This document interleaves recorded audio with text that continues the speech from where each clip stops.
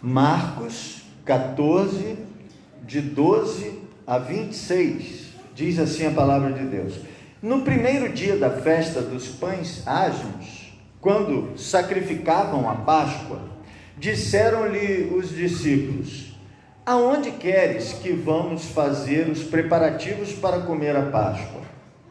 E enviou 2 de seus discípulos e disse-lhes: ide à cidade, e um homem que leva um cântaro de água vos encontrará, segui-o. E onde quer que entrar, dizei ao senhor da casa: o mestre diz, onde está o aposento em que hei de comer a Páscoa com os meus discípulos? E ele vos mostrará um grande cenáculo mobiliado e preparado. Preparai-a ali. E saindo os seus discípulos foram à cidade e acharam como lhes tinha dito, e prepararam a Páscoa. E chegada a tarde foi com os 12. E quando estavam assentados a comer, disse Jesus: em verdade vos digo que um de vós que comigo come há de trair-me. E eles começaram a entristecer-se e a dizer-lhe um após outro: porventura sou eu, Senhor? E outro: porventura sou eu, Senhor? Mas ele respondendo disse-lhes: é um dos 12 que mete comigo a mão no prato. Na verdade, o Filho do Homem vai, como dele está escrito, mas ai daquele homem por quem o Filho do Homem é traído. Bom seria para o tal homem não haver nascido. E comendo eles, tomou Jesus pão e abençoando-o, o partiu e deu-lhe e disse: tomai, comei, isto é o meu corpo. E tomando o cálice e dando graças, deu-lhe, e todos beberam dele. E disse-lhes: isto é o meu sangue, o sangue do Novo Testamento, que por muitos é derramado. Em verdade vos digo que não beberei mais do fruto da vide, até aquele dia em que o beber novo no reino de Deus. E tendo cantado o hino, saíram para o Monte das Oliveiras. Que Deus nos abençoe através desta linda passagem lida aos nossos corações. Amém, irmãos? Amados, nós então continuamos no ritmo de ceia. Hoje pela manhã nós tivemos a ceia do Senhor e agora à noite o texto fala exatamente sobre esse assunto, sobre ceia. Como é importante para nós pensarmos na ceia do Senhor. E eu confesso aos irmãos que não me lembro se algum dia já utilizei o texto de Marcos para realizar a ceia. Quase sempre, eu acho que 99,9% das vezes que ministrei ceia, sempre uso 1 aos Coríntios, capítulo 11. Mas é bem verdade que os evangelhos, todos eles falam sobre a ceia, inclusive a narrativa de João sobre a ceia do Senhor é bem mais extensa, e ele fala sobre a cerimônia do lava-pés, ele fala sobre uma série de outros acontecimentos ali envolvidos naquele momento da ceia. E a ceia do Senhor, quando o Senhor nos deu essa importante ordenança, a ceia do Senhor aconteceu num contexto de Páscoa. Então era a quinta-feira da semana da Páscoa, era a quinta-feira quando eles iriam comer a Páscoa. Então a ceia do Senhor se deu nesse momento, nesse tempo, nesse feriado, vamos dizer assim, na quinta-feira. O Senhor Jesus morreu que dia? Qual foi o dia da crucificação? O dia da semana da crucificação? Foi na sexta-feira. Então, se aqui nós estamos na quinta-feira, é a véspera. São os momentos finais. E assim, me chama a atenção e me emociona pensar que o Senhor Jesus já estava vivendo os conflitos internos. Daqui a 2 semanas a gente vai ler o segundo texto depois desse, que mostra Jesus no Getsêmani, que fala muito da angústia de Jesus, do sofrimento de Jesus como ser humano. Mas a gente tem que entender que aqui ele já está vivendo isso. Olha, ele está na véspera, ele sabe que as coisas vão se desenrolar, porque esse era o propósito de Deus para a vida dele. O que ele veio para fazer estava próximo de se consumar, isso iria acontecer. Ele veio para isso. Jesus veio ao mundo para morrer na cruz do Calvário e ressuscitar. Jesus veio ao mundo para que, através da sua morte na cruz do Calvário, ele pudesse nos salvar, trazer perdão para a nossa alma. Mas, irmãos, mesmo a gente sabendo que uma coisa vai acontecer, a gente nunca está preparado para ela. Ainda mais se isso é morte. Uma pessoa pode estar doente, em estado terminal, pode estar tudo indicando que a morte está se aproximando, mas quando ela chega, nunca é tranquilo. Eu nunca vi ninguém dizer: ah, não, tudo certo, eu já sabia que ia acontecer, eu estou bem com isso. Não fica. É sempre um momento de turbulência, de sofrimento, de tristeza. Por mais que a gente já tenha vivido com aquela pessoa 30, 40, 50, 100 anos, por mais que a gente já tenha feito 1000 despedidas, nunca é tranquilo. Então o Senhor Jesus, ele sabia que isso iria acontecer, estava previsto acontecer, profetizado acontecer, fazia parte da sua missão, mas a dor estava aí. Nós não temos um Senhor alheio às dores que nós sofremos. Nós não temos um Senhor que vive sem se importar com tudo que a gente vive, porque ele viveu todas as dores que nós vivemos. Ele viveu a dor da perda, ele viveu a fome, ele viveu frio, ele viveu as dores.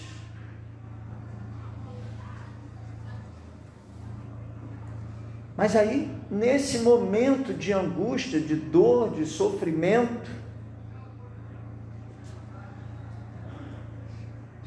ele vive um momento de comunhão com os seus discípulos.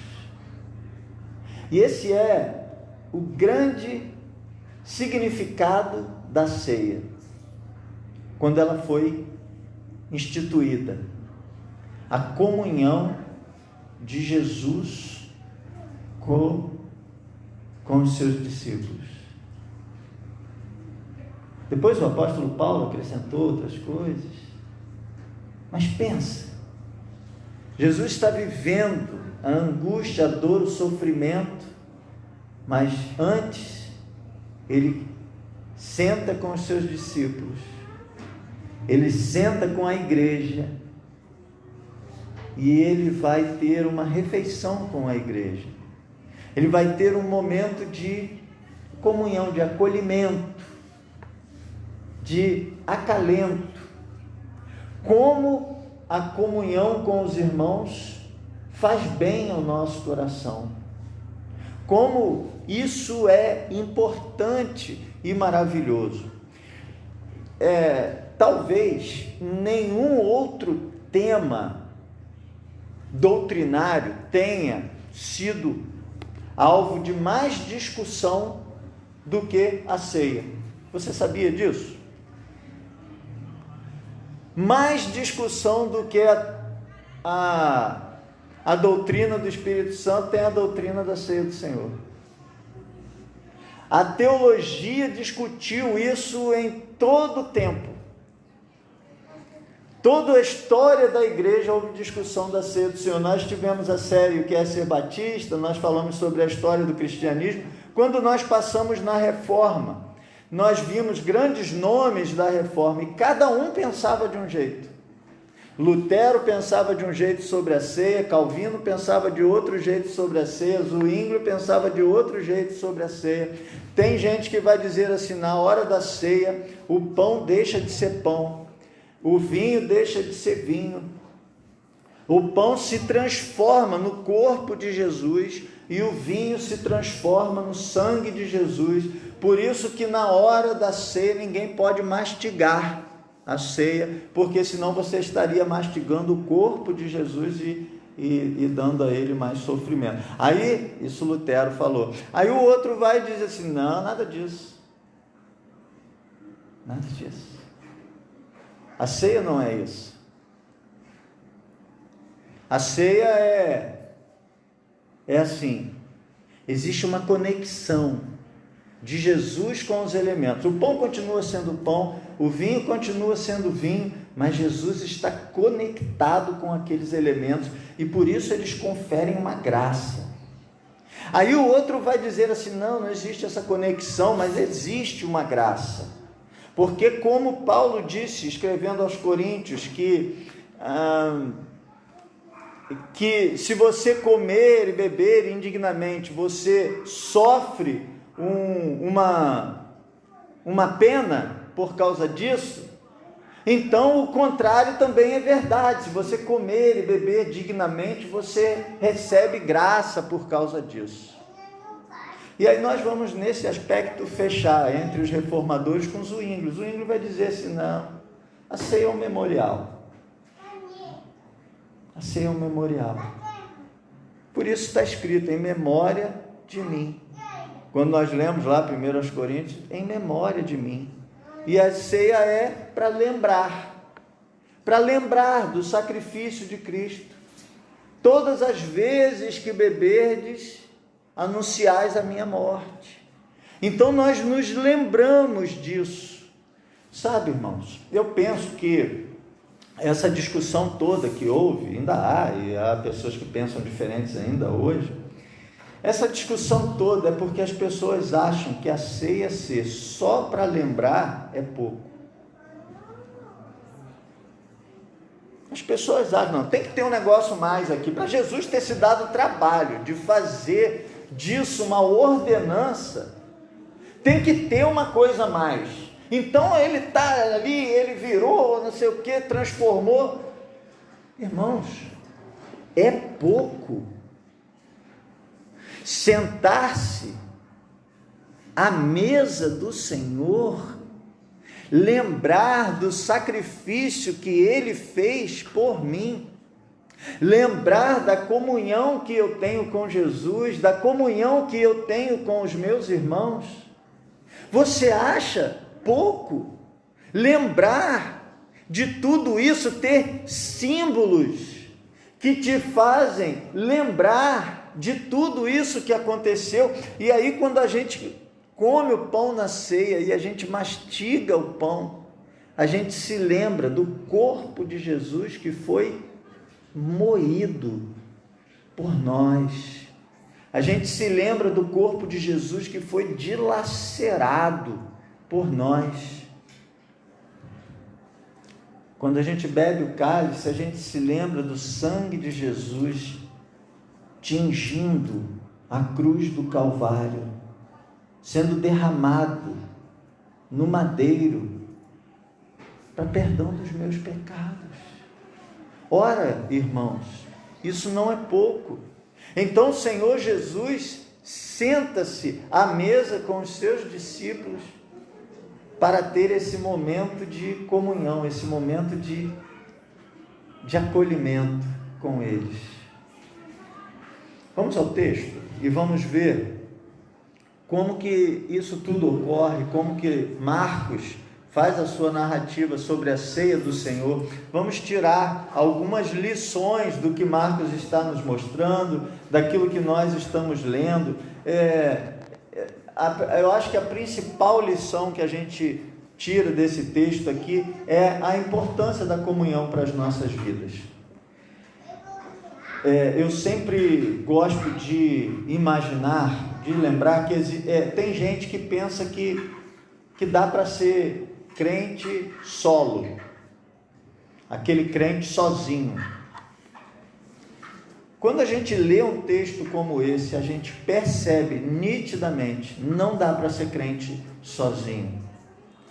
Ser cristão é viver na comunhão. Ser cristão implica em pertencer, em fazer parte de um grupo de cristãos, de um grupo de crentes que se ama, que se cuida, que conversa, que corrige um ao outro, que leva um ao outro à reflexão, que medita na palavra e cresce no conhecimento da palavra. Crente é assim. Verso 12. No primeiro dia da festa dos pães asmos, quando sacrificavam a Páscoa, então, como eu disse, essa ceia aconteceu no contexto da Páscoa. É interessante porque os evangelhos e também Paulo, quando escreve aos Coríntios, a gente tem a ideia de que Cristo comeu só o pão e o cálice. Mas se era a celebração da Páscoa, tinha mais coisa do que isso. Tinha legumes, tinha cordeiro, tudo isso que se comia na Páscoa. Não era só o pão e o cálice. Mas por que o texto fala só do pão e do cálice?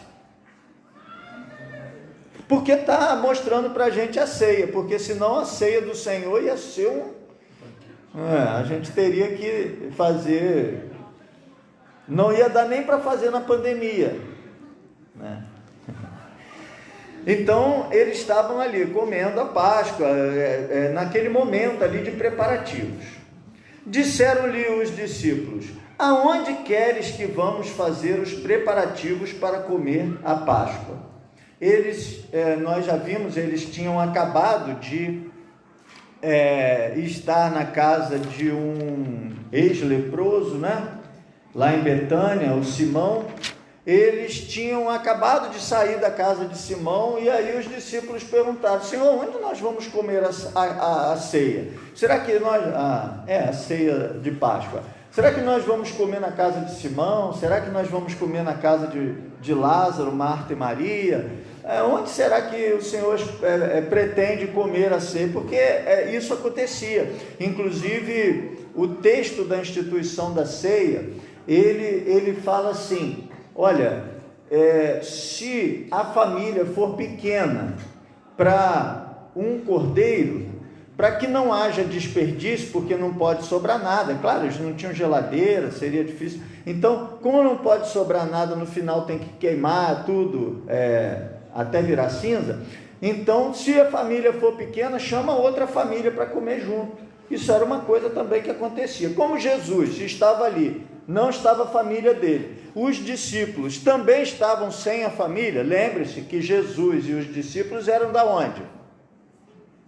Da Galileia. E eles estavam onde? Em Jerusalém, que é na Judéia. Fica longe, tem que andar dias a pé para chegar de um lugar no outro. Então Jesus foi sem família, os discípulos sem família, logo eles eram a família. Você percebe que o relacionamento de Jesus com os seus discípulos é de família. A Páscoa era para ser comida em família. Quando nós olhamos para a ceia do Senhor, isso deve dar para nós um sentimento de família. Nós somos uma família, a família de Deus, como diz o próprio apóstolo Paulo. Então eles pensaram: onde que a gente vai preparar isso? Aí verso 13: enviou 2 de seus discípulos e disse-lhes: ide à cidade, e um homem que leva um cântaro de água vos encontrará, segui-o. Então veja, se eles esperavam comer essa Páscoa com algum na casa de algum conhecido, Jesus diz: não vai ser assim. Nós vamos comer a Páscoa só nós. Algumas pessoas vão tirar daqui a ideia da ceia restrita, né? Que é só a igreja. Nós vamos comer a Páscoa só nós, só essa igreja, só Jesus e os seus discípulos, Jesus e os 12, como nós vamos ver depois. E vai ser em outro lugar. Não vai ser na casa do Simão, não vai ser na casa de Marta, Maria e Lázaro, vai ser num outro lugar, que vocês nem conhecem o dono desse lugar, mas que Deus proverá esse lugar. E enviou os 2 discípulos: vai à cidade, um homem que leva um cântaro de água vos encontrará.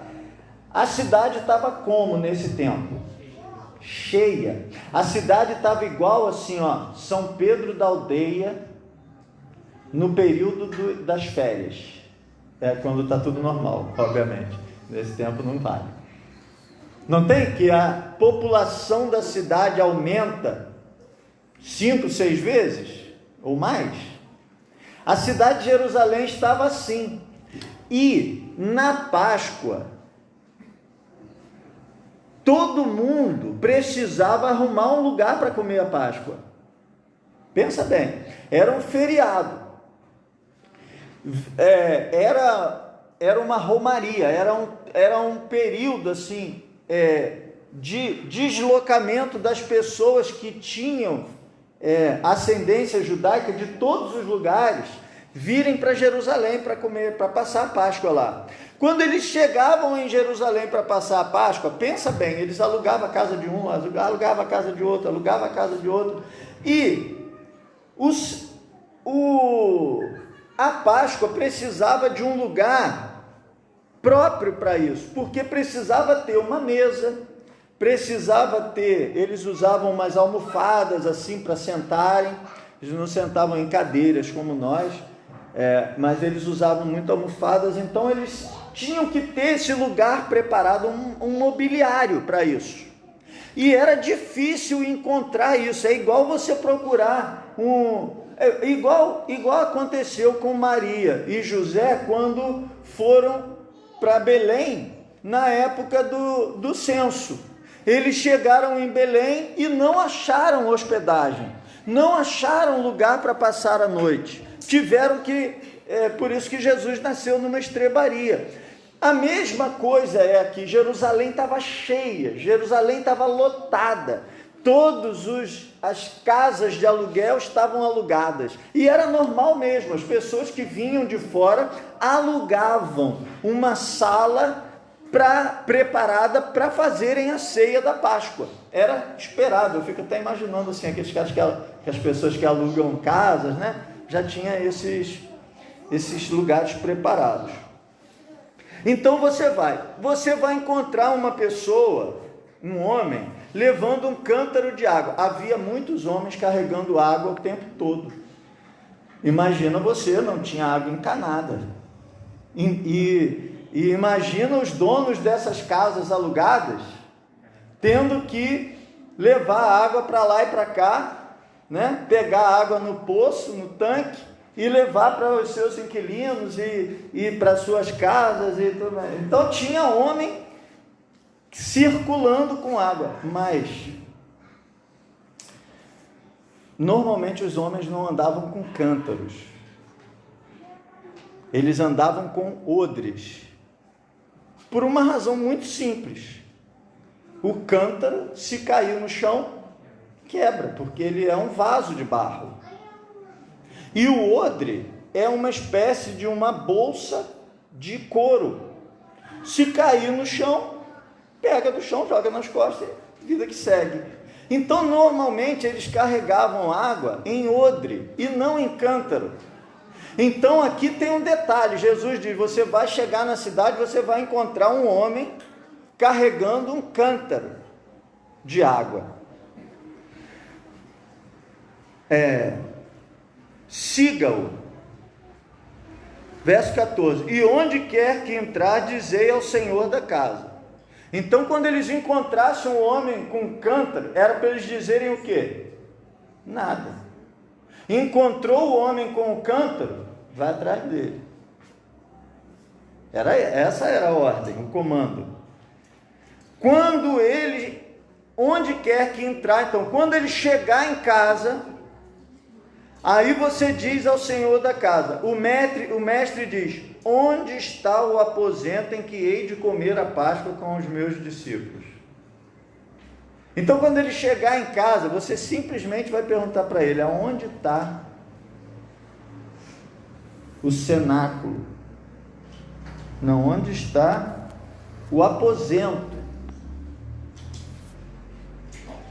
Aposento é o quê?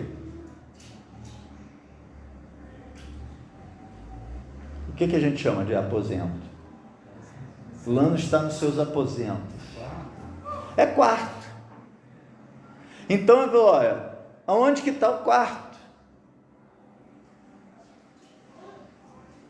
Ok. Verso 15: e ele vos mostrará um grande cenáculo mobiliado e preparado. Então eles vão perguntar: onde que está o quarto?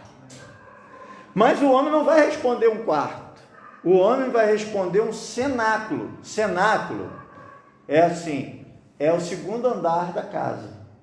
Não era toda a casa que tinha um cenáculo. Era sempre uma casa, era sempre uma casa assim com mais conforto, maior, uma casa mais luxuosa, digamos assim. Essa casa tinha um andar superior, onde, nesse caso, esse cenáculo, está aqui, ó, cenáculo mobiliado e preparado. Então, nesse andar superior tem aquela cena da ceia que a gente vê nos quadros, né? Aquele cenáculo estava lá, tinha uma mesa, tinha umas almofadas, estava tudo preparado. Ali vocês vão preparar a ceia. Verso 16: e saindo os seus discípulos, é uma missão difícil, né, irmãos? Porque assim, eles poderiam estar incrédulos, mas nessa altura eles já viram o poderoso Jesus fazendo tanta coisa, que isso aqui, fichinha. Todas essas dificuldades que nós apontamos, cidade cheia, tudo cheio, tinha que ser um cenáculo, tinha que o homem estar carregando um cântaro, mas eles foram. Saindo os seus discípulos, por isso a gente nunca deve duvidar de Deus, porque as coisas de Deus não são do jeito que a gente imagina. Tem gente que ora e pede as coisas a Deus e quer dizer para Deus os detalhes, como que essas coisas têm que acontecer. Ou senão ele cria uma expectativa na cabeça dele de como que aquilo ali tem que acontecer. E aí não acontece daquele jeito, ele se sente decepcionado, frustrado. Não, as coisas são do jeito que Deus faz, e é quando a gente menos espera, e é do jeito que a gente não imagina. Muitas vezes uma perda traz um crescimento. Muitas vezes uma dificuldade traz uma nova possibilidade. Quantas vezes a gente perde um emprego e a gente acha que foi a pior coisa que poderia ter acontecido, perder aquele emprego, e porque perdeu aquele emprego, a gente muda de profissão e vai trabalhar numa outra coisa que vai ser melhor para a gente. A gente nunca sabe as coisas de Deus, as coisas que Deus faz. Se Ele tem um propósito, esse propósito se cumpre. Os propósitos de Deus se cumprem. Aconteça o que acontecer na sua vida, meu irmão, se é propósito de Deus, ele vai se cumprir. Verso 16: E saindo os seus discípulos foram à cidade, acharam, como lhes tinha dito, e prepararam a Páscoa. Chegada a tarde, foi com os 12. Então Jesus ficou, esses dois, só dois que foram e prepararam. Você viu esses dois reclamando de alguma coisa? Sequer falou o nome dos dois. Não houve um elogio a esses dois que prepararam tudo sozinho para os outros 10. É interessante porque a igreja é assim mesmo. Tem gente que faz mais, tem gente que faz menos. E é interessante porque aqui, quem é que mandou esses dois irem sozinhos? Foi Jesus. Por que ele não mandou além de os 12 logo? Para poder dividir mais o serviço. Porque ele quis assim. Por que que ele deu para uma pessoa aquele talento? E para outros ele não deu esses todos talentos? Porque ele quis assim. Por que que ele deu 5 talentos para um, 2 para outro e 1 para outro? Por que que ele não deu 5 igual para todo mundo? Ou por que que ele não deu 1 para todo mundo? Porque ele quis assim. Ele tem os propósitos dele, e os propósitos dele são diferentes. Se os propósitos dele são diferentes para mim, para você, para ele, ele distribui dons diferentes e ele distribui atuações diferentes. Então os dois foram. Aí sim, quando chegou a tarde, foi com os 12. Aí estava completo. 18. E quando estavam assentados a comer, disse Jesus: Em verdade vos digo que um de vós que comigo come, há de trair-me. Até o traidor ele levou com ele.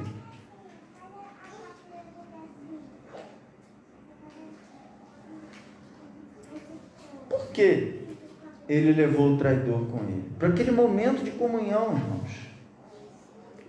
Pelo mesmo motivo que ele diz que a gente não deve se preocupar em separar o joio do trigo. Lembra da parábola do joio e do trigo? Foi Jesus que contou essa parábola. E ele diz: o agricultor plantou o trigo. Aí o inimigo foi lá no meio do trigo e plantou joio. Mas não arranque o joio. Porque se você for arrancar o joio do meio do trigo, você pode matar trigo junto. Porque quando você puxar o joio do mesmo tamanho do trigo, você vai puxar trigo junto. Então ele diz: não tira o joio, deixa o joio crescer aí no meio do trigo. Depois, na hora da colheita, aí sim você tira o joio, queima, e aí você colhe o trigo. Porque o joio e o trigo crescem tamanho diferente. O aspecto, inclusive, depois de grande, na hora da colheita do trigo, é bem diferente. Então não corre mais risco de você puxar o trigo junto com o joio. Por essa mesma razão, Jesus deixou o traidor no meio do grupo dos discípulos. Pela mesma razão, a gente vê às vezes na igreja gente que está puxando para trás. Infelizmente, a igreja tem isso. Tem gente remando e tem gente remando para trás.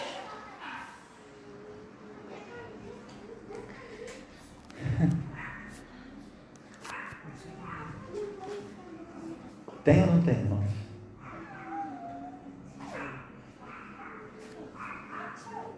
Tem gente que dá cada bola fora, irmãos. Tem gente que parece que está no meio só para emperrar o negócio. Mas o que a gente tem que ficar fazendo caça à bruxa? Não, deixa aí, ó. Quem sabe uma hora se converte. Aqui não diz não, mas lá em João diz que Jesus lavou os pés. Jesus lavou os pés de quem? Dos 12. Ele lavou os pés dos 2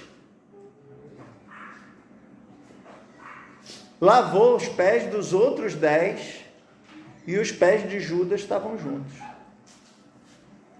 E o Senhor Jesus tratou igual. Um deles há de me trair. Verso 19. E eles começaram a entristecer-se e a dizer-lhe um após o outro: porventura sou eu, Senhor? E o outro: porventura sou eu, Senhor? Estão aqui fazendo aquele autoexame. Ceia tem que ter autoexame. Então Jesus lançou essa e cada um começou a refletir sobre a sua vida. Será que o traidor sou eu? Eu achei assim bonito dos discípulos isso aqui. Eles não apontaram para o outro dizendo: será que é ele, Senhor? Porque às vezes a gente faz isso, né? Alguém fez uma coisa errada, aí a gente começa: será que foi ele? Será que foi ele? A gente começa a procurar nos outros. Esses discípulos aqui fizeram direitinho, eles procuraram neles. Meu irmão, cuida de você. Não julgue os outros. Julgar é coisa muito difícil. Eu penso que a profissão juiz é a profissão mais difícil que existe. Se não há mais difícil, uma das mais. Porque ele vê duas pessoas que todos dois acham que tem razão. E ele tem que tomar uma decisão ali. Então, eu glorifico a Deus, porque eu não tenho que julgar ninguém. Eu não tenho que julgar o coração de ninguém. Eu não tenho que julgar a atitude de ninguém. Eu não tenho que julgar se ninguém está fazendo certo ou errado. Não é meu papel. Não é seu também. Julgar o irmão. Mas é seu papel examinar-se a si mesmo. Verso 20. Mas ele respondendo disse-lhes: é um dos 12, que mete comigo a mão no prato. Então, o costume era assim: botava o vinho dentro de um prato. Ele está chamando aqui de prato, eu vou nessa também. Era uma bandejinha. E ele pegava o pão, molhava ali e comia. Então, aquele pão tinha sido dividido entre os discípulos e eles molhavam no prato e comiam. O que Jesus está dizendo é assim: eu vou molhar o meu pão no prato e na mesma hora uma pessoa vai molhar também o pão dele no prato, na mesma hora, e é esse aí. Irmãos, comida é uma coisa muito de intimidade, não é? Tem um ditado antigo que diz assim: para você conhecer uma pessoa, você tem que comer 1 quilo de sal com ele. Já ouviram isso? Lá em Cardoso fala isso? Macaé também. Madalena fala também. Você tem que comer 1 quilo de sal com ele. Aí eu ficava criança imaginando, sentado, o saleiro na frente e comendo 1 quilo. E você sabe que para você temperar a comida com sal, é pouquinho sal. Para a gente comer 1 quilo de sal, tem que fazer várias refeições. O que esse ditado quer dizer é isso. Sobre refeição, tomar uma refeição com uma pessoa não é uma coisa corriqueira. Hoje em dia, inclusive, existe self-service, às vezes a gente come com uma pessoa que a gente nunca viu. Mas não naquela cultura. Naquela cultura, você sentar para comer com uma pessoa, e ainda mais sentar para comer a Páscoa com uma pessoa, era um ato de muita intimidade. Tanto que Jesus reservou esse ato para apenas aqueles 12. E aí agora, Jesus ainda tem uma intimidade maior ainda, que é botar o pão na mesma vasilha. Molhar o pão na mesma vasilha, mais ou menos assim. Não é só comer na mesma mesa, é comer no mesmo prato. Veja o grau de intimidade que Jesus tinha com Judas. E esse homem fez o que fez. Que sujeito. É muito fácil falar mal de Judas. Malhar o Judas é fácil. Mas, irmãos, lá em João diz que foi nessa hora aqui que ele molhou o pão que o diabo entrou no coração dele. Porque todos nós estamos sujeitos à tentação do diabo. É incrível como as pessoas mudam. Às vezes tem uma pessoa que tem comunhão com você, que é seu amigo, fiel, há anos, e aí você fala uma coisa e pronto, essa pessoa vira as costas para você e começa a falar mal de você e trai você.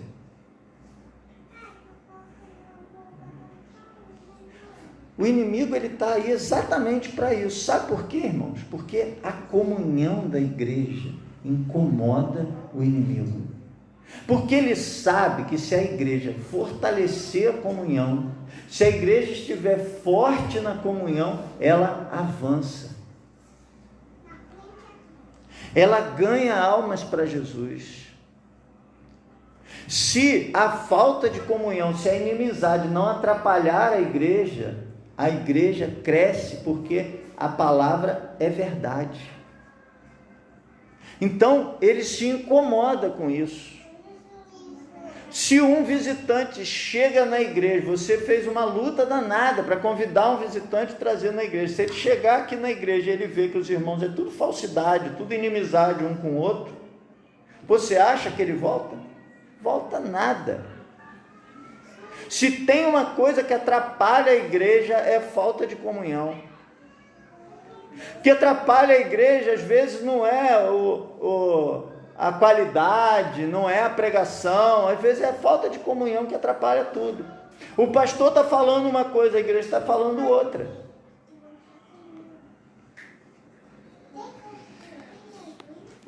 Verso 21. Na verdade, o filho do... Eu vou terminar, tá, irmãos?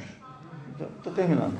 Na verdade, o filho do homem vai como dele está escrito, mas ai daquele homem por quem o filho do homem é traído. Bom seria para o tal homem não haver nascido.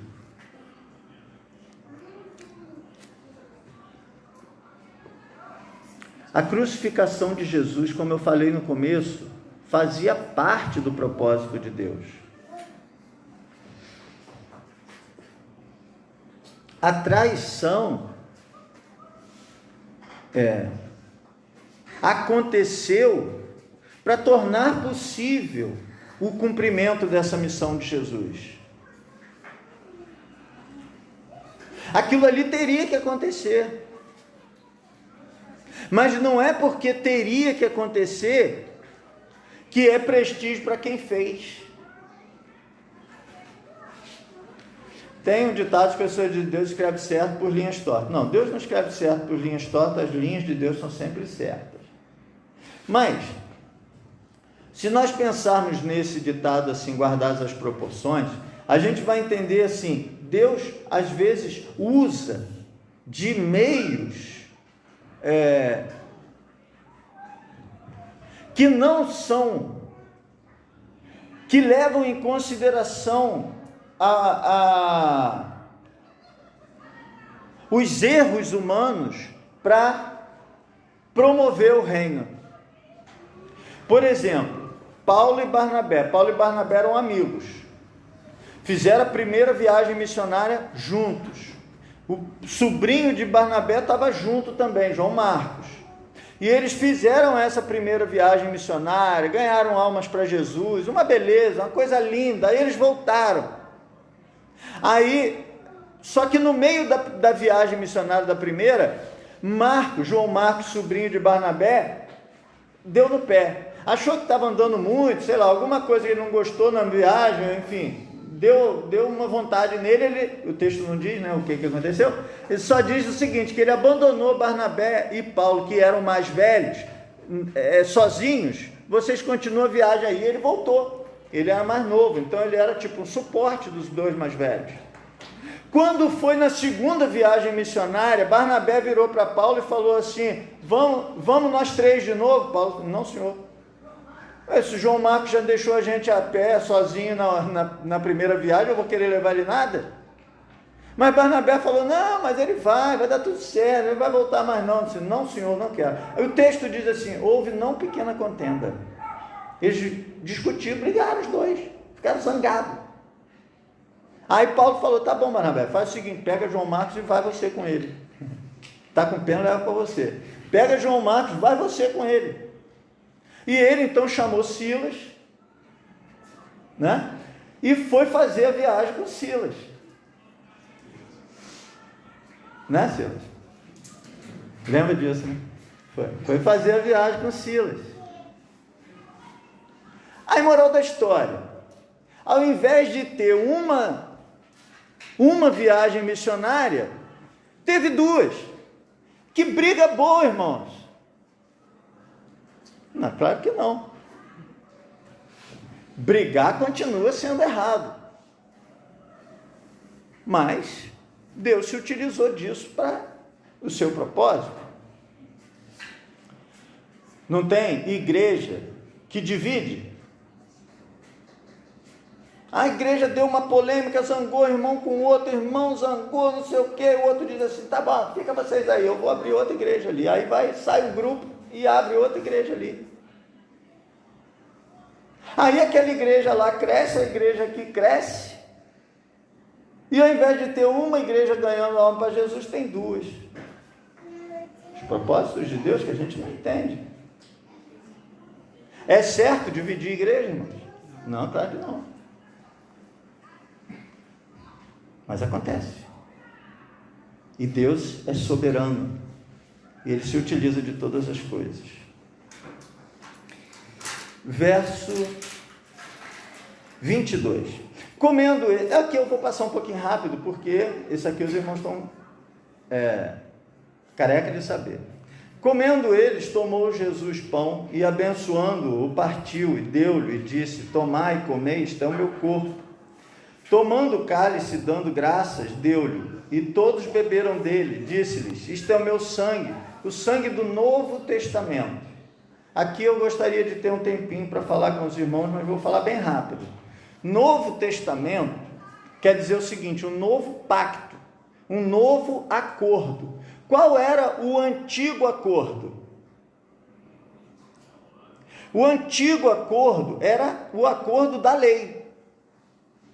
Você faz certinho, hein? Não mata, não rouba, não faz isso, não faz aquilo outro. Se você fizer isso, você faz aquilo. Aí tinha um sistema sacrificial, não tinha? Esse era o antigo acordo. Esse antigo acordo era eficaz? Não. Esse antigo acordo só mostrava para o homem que ele era incapaz de fazer certo. E Jesus então vem e traz um novo acordo, um novo testamento, um novo pacto. Qual é esse novo acordo? Se eu me arrepender dos meus pecados, Jesus, com o seu sangue na cruz, me perdoa. Esse é o novo acordo. Por isso, eu me perdi, em qual? Versículo 24.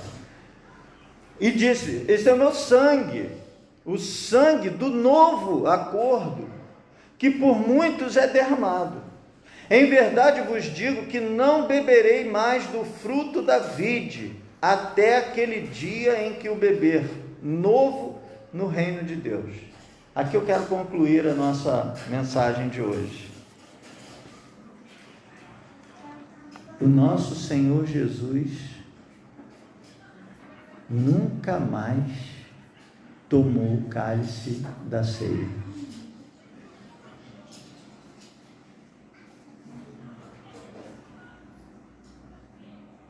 Ele está esperando para tomar, sabe com quem? Com você.